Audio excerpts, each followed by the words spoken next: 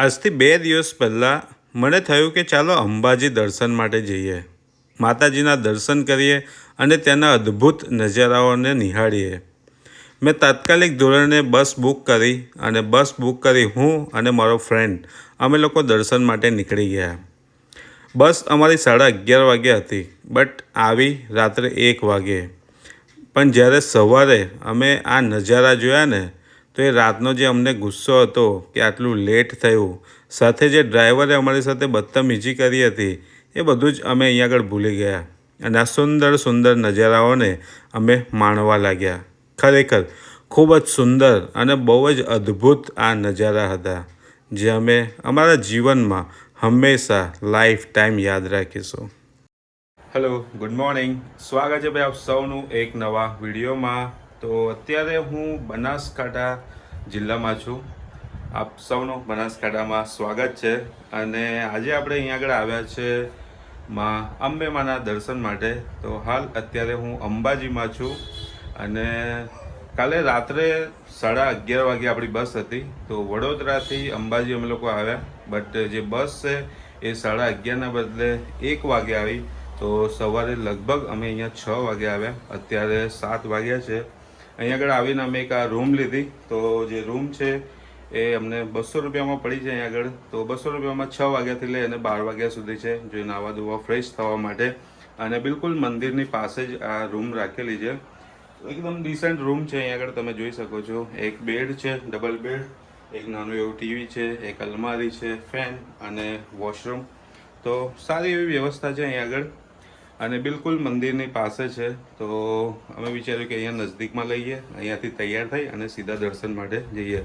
તો આજનો આપણો જે પ્લાન છે એવો છે કે અત્યારે આપણે માતાજીના દર્શન માટે જઈશું અને ત્યાર પછી ઈચ્છા એવી છે કે આપણે ગબ્બર દર્શન માટે જઈએ અને બપોરના સમયમાં અહીંયાથી માઉન્ટ આબુ માટે નીકળી જઈશું.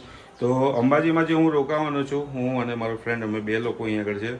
તો અંબાજીમાં લગભગ અમે લોકો 1 વાગ્યા સુધી રોકાઈશું અને પછી અહીંયાથી માઉન્ટ આબુ માટે નીકળી જઈશું.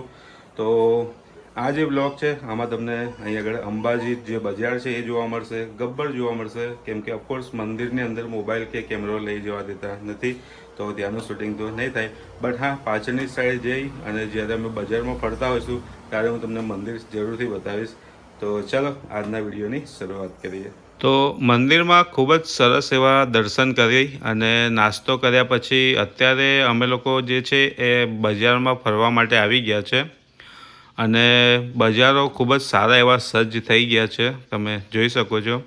મંદિરની જો વાત કરું ને, તો મંદિરની અંદર માતાજીની કોઈ મૂર્તિ નથી કે ફોટો નથી.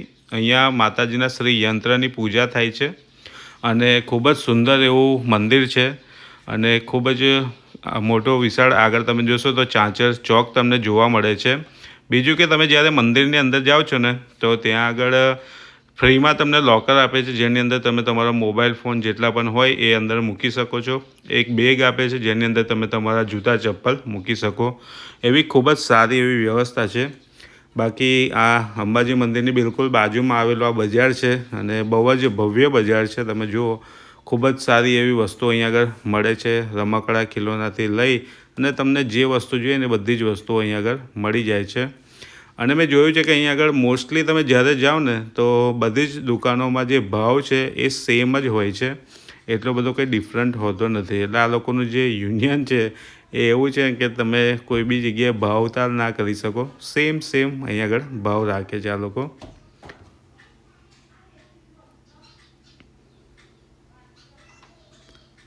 દરેક વસ્તુઓ ખૂબ જ અહીંયા આગળ સુંદર એવી તમને જોવા મળશે. મજા આવે એવું બજાર છે. અમે લગભગ આ બીજી વખત ફરી રહ્યા છે. પહેલાં પણ એકવાર આખું બજાર ફરી ચૂક્યા અને આ ફરી વખત આ બજારમાં આંટો નીકળ્યા છે. જોઈએ છે, બધી વસ્તુઓ ખૂબ સારી એવી દેખાય છે, તો જોતા નીકળીએ છીએ. પહેલાં પણ એક વખત આવીને આખું બજાર ફરી વળ્યા. સવારમાં 6 વાગે જ્યારે આવ્યા ત્યારે આખું બજાર બંધ હતું. એટલે પછી અમે વિચાર્યું કે નાહી ધોઈ દર્શન કરી અને પછી બજારની અંદર પાછા આંટો મારવા માટે નીકળીશું. તો આ મંદિરનો પાછળનો ભાગ છે અને અહીંયાથી તમે મસ્ત મંદિરના દર્શન કરી શકો છો, કેમ કે અંદર તો મોબાઈલ કેમેરો લઈ જવા નથી દેતા. તો તમે અહીંયાથી મસ્ત માતાજીના મંદિરનો જે ફોટો કેપ્ચર કરવો હોય તો કરી શકો. ખૂબ જ સુંદર એવો નજારો દેખાય છે, જે બજારમાંથી તમે આવો ને તો પાછળ ગેટ નંબર 7 છે, ત્યાંથી તમને આ સુંદર નજારો જોવા મળશે. તો અત્યારે અમે ઓટો લઈ લીધી છે ગબ્બર જવા માટે. અંબાજી દર્શન કરીને હવે ગબ્બર માતાજીના જે મુખ્ય મંદિર છે ત્યાં દર્શન કરવા માટે જઈ રહ્યા છે. આ જે ઓટો છે એનું 20 રૂપિયા પર પર્સન ભાડું છે અને લગભગ 2 થી 3 કિલોમીટરની આસપાસ અંબાજીથી ગબ્બર થાય છે. તો દોસ્તો, અંબાજી મંદિર દર્શન કર્યા પછી આપણે ગબ્બર આવી ગયા. ગબ્બરમાં આવવા માટે અમે અહીંયા આગળ ઓટો રિક્ષા હાયર કરી, જે પર પર્સન 20 રૂપિયા લે છે અને 20 રૂપિયામાં અમે ગબ્બર સુધી પહોંચી ગયા. ત્યાંથી 125 રૂપિયામાં અમે આ કેબલ કાર લીધી. પર પર્સન 125 રૂપિયા છે અને લોકો 2 જણ છે એટલે 250 રૂપિયા, અને માત્ર ને માત્ર 5 મિનિટની અંદર અમે લોકો ઉપર આવી ગયા છે. તો અત્યારે ગબ્બર ઉપર છે આપણે, અને તમે અખંડ જ્યોતના અહીંયા આગળ દર્શન કરી રહ્યા છો માતાજીની. જે અંબાજી છે એ 51 શક્તિપીઠમાંનું એક શક્તિપીઠ છે. એવું કહેવાય છે કે અહીંયા આગળ અંબાજીમાં માતાજીનું જે હૃદય છે એ પડ્યું હતું, અને ખૂબ જ સુંદર એવી આ જગ્યા છે. તમે જ્યારે પણ અંબાજીમાં આવશો અને ગબ્બર ઉપર આવશો તો તમને ખૂબ મજા આવશે. અને ગબ્બર ઉપર જે ઠંડી ઠંડી હવા લાગી રહી છે તો શું કહેવાનું, બહુ મજા આવે. ખૂબ જ સુંદર એવું પ્લેસ છે. ઉપરથી જે નજારો તમે જુઓ ને એ બહુ જ અલગ જ છે, એકદમ મસ્ત લાગી રહ્યું છે. અને અહીંયા આગળ હવાનું જે દબાણ છે બહુ જ છે. હમણાં માઇક હટાવું પછી જુઓ તમે.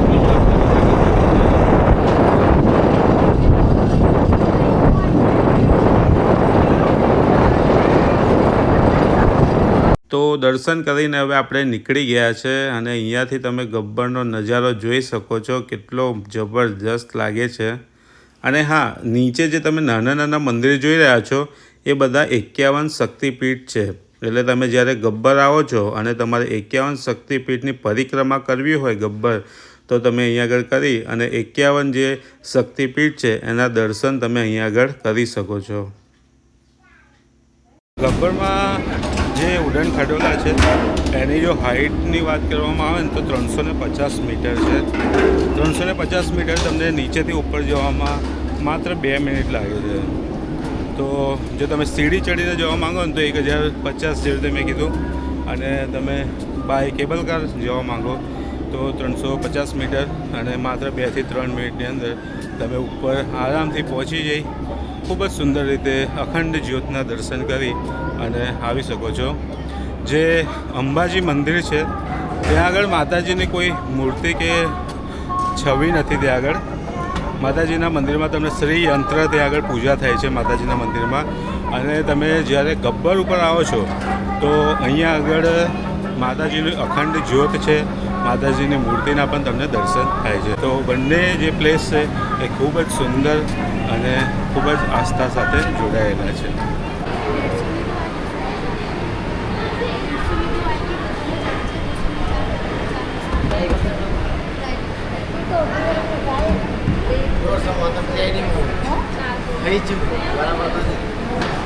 ચાર બોલમાંથી 200 રૂપિયાની 4 બોલ, તો 4માંથી 2 બોલ જાય તો ટેડી હાલો 200 ગોઠમ ટેડી લઈ લે એટલે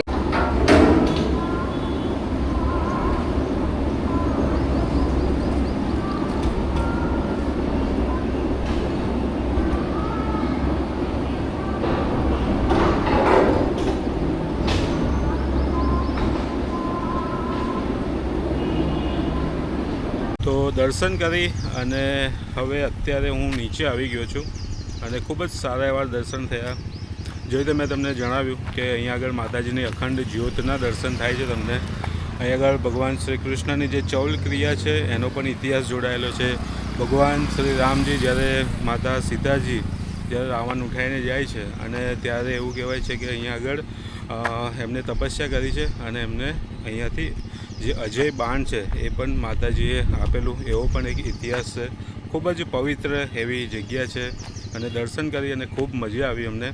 તો ચાલો હવે આ વિડીયોને આપણે રાખીશું અહીંયા સુધી. તમને મળીશું એક બીજા વિડીયો સાથે. ત્યાં સુધી હસતા રહો, મુસ્કરાતા રહો. Bye bye, Tata, take care.